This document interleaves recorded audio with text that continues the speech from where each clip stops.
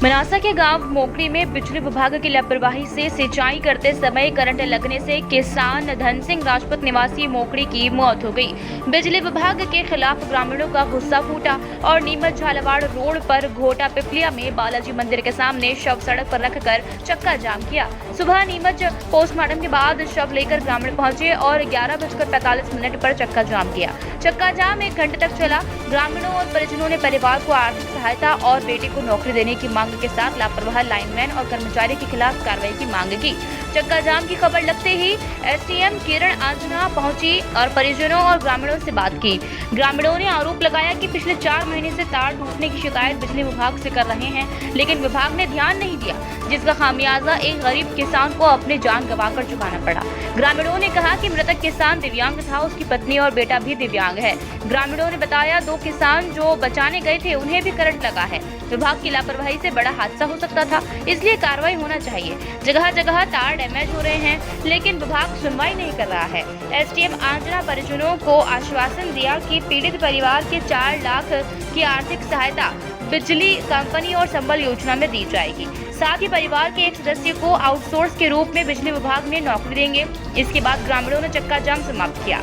चक्का जाम में ब्लॉक कांग्रेस अध्यक्ष सुरेंद्र श्याम सोनी, जिला पंचायत सदस्य प्रतिनिधि मनीष पोरवाल, जनपद सदस्य घीसालाल जाट सहित बड़ी संख्या में ग्रामीण जन उपस्थित थे।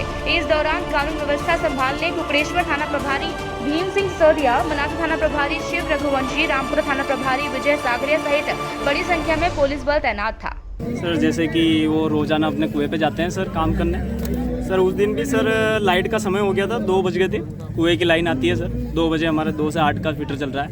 तो सर करीबन 3 बजे वो वहाँ पे गए, 2-3 बजे कुएं पे गए सर। वो अपना रोजाना जो कृषि कार्य होता है सर वही कर रहे थे। तो सर कृषि कार्य करते करते सर उन्होंने जो अफीम के पास जाली लगा रखी थी सर, जो अफीम के पास जाली लगा रखी थी तो सर ऊपर जो उनके लाइन निकल रही है सर, कुएं की लाइन सर, लाइट की सर, उसी टाइम पे लाइट चालू थी सर। और विद्युत विभाग की लापरवाही के कारण सर वो पूरे वायर में सर, पूरी लाइन में जॉइंट ही जॉइंट है सर। पूरा वायर एक पूरा नहीं सर, कम से कम 10 जॉइंट है उसमें। 7 पोल तक सर पूरे वायर में, पूरी लाइन में जॉइंट है सर। कहीं पे भी फ्रेश वायर कहीं से नहीं है। और उनके सर इसी घटना के करीब 3 से 4 दिन उपरांत सर पहले उन्होंने शिकायत भी करी सर। और जो कर्मचारी रहते हैं सर वहाँ पे कर्मचारियों से उन्होंने आग्रह किया सर, निवेदन भी किया सर हाथ जोड़ के कि हमारी ये इतनी सी लाइन है सर, इसको आप कंप्लीट करवा दीजिए। लेकिन उन्होंने आनाकानी करी सर। सब उनको बोलते हैं कि टूट गया है, अगर बिल्कुल बंद हो जाए सर, वो उनका कार्य करते सर, इतना सा टुकड़ा लेके आते थे तार का और जॉइंट करके चले जाते थे, बस इतना सा कार्य करते थे। और उनको बोलते कि अगर पूरी लाइन नहीं डालो तो बोलते हमारे पास वायर नहीं है, आगे अधिकारी को जाके बोलो। तो सर किसान क्या करेगा? अब मैं ये पूछना चाहता हूँ आपसे। कौन बोलता था ये वायर नहीं हमारे पास? सर वहाँ पे जो अधिकारी कर्मचारी हैं, कई नाम है मेहता जी, महेश मेहता सर, हमारा लाइनमैन साहब है। कितने बजे घटना है? सर ये करीब 3:30 से 4 बजे की घटना है सर। सर हम सीधा चाहते हैं कि सर पहले तो इनके परिवार को मुआवजा दिया जाए सर। ये दोनों पति पत्नी सर दोनों विकलांग हैं। इनका एक लड़का है वो भी विकलांग है सर। तीनों एक और पुत्र है, लेकिन एक लड़का उनमें से एक और वो भी विकलांग है सर। तो हमारा यही कि उस विकलांग लड़के को सर सरकारी नौकरी दी जाए और उनको उचित जो भी मुआवजा है वो मुआवजा दिया जाए। और सबसे पहला मुद्दा सर ये जो कर्मचारी है, लाइनमैन जो भी कर्मचारी सर, इनके खिलाफ एफआईआर दर्ज कराया जाए सर। इनकी लापरवाही नहीं होती सर, अगर वो ईमानदारी से काम किया होता सर उन्होंने आज सर ये आदमी यहाँ पे ऐसा नहीं होता सर। विद्युत विभाग की लापरवाही से ऐसी घटनाएं लगातार हो रही है और जनता में भारी आक्रोश है। और सबसे बड़ा ये है कि ऐसी जो विद्युत विभाग की लापरवाही से घटनाएं होती है उसमें किसान की मृत्यु हो जाती है।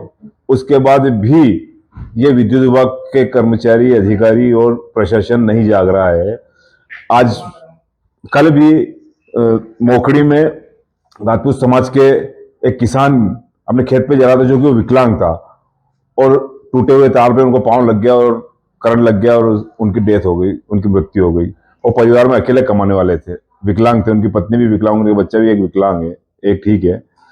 तो ऐसी घटनाएं लगातार हो रही, तो जनता में जबरदस्त आक्रोश है कि, और सबसे बड़ी बात है कि जो तार टूटा था उसकी शिकायत संबंधित किसान द्वारा विभाग को कर दी गई थी। लाइनमैन को बोल दिया, सुपरवाइजर को बोल दिया, और उसके बावजूद भी उन्होंने लाइन ठीक नहीं करी और उसका दुष्परिणाम ये हुआ कि उस किसान की करंट लगने से मृत्यु हो गई है।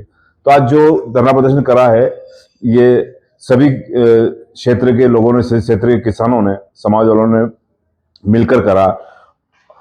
ये चेतावनी देते हुए करा कि भविष्य में ऐसी लापरवाही नहीं होना चाहिए, शिकायत हो तत्काल लाइन सुधारना चाहिए। अगर विद्युत विभाग के कर्मचारी, अधिकारी, प्रशासन अगर नहीं सुधरे तो अभी तो हमने चक्का जाम करा है, फिर हम सभी कांग्रेस जन मिलकर बड़ा आंदोलन करेंगे इनके खिलाफ ताकि ऐसी दुर्घटना नहीं हो। किस आश्वासन पर चक्का जाम नोट करा?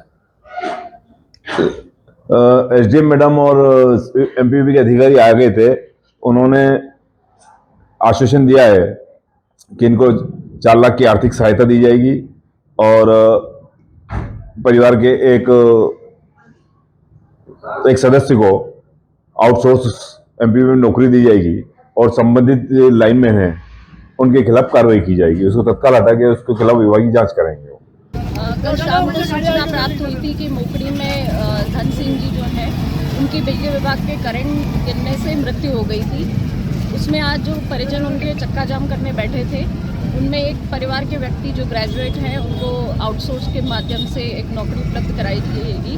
साथ में जो बिजली विभाग द्वारा 4 लाख का मुआवजा दिया जाता है उसको भी प्रोसेस में लिया जा रहा है।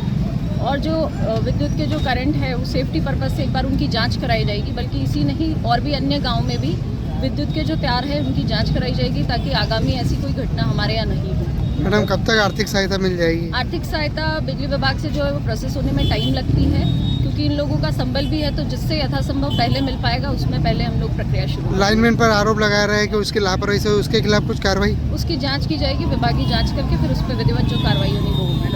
संबल का पैसा अलग मिलेगा और नहीं, अगर व्यक्ति अगर एक जगह से लाभ लेता है तो उसकी दूसरी जगह लाभ नहीं मिलेगा, तो दोनों में से जहाँ पहले मिल पाएगा उससे उसमें प्रोसेस करेंगे।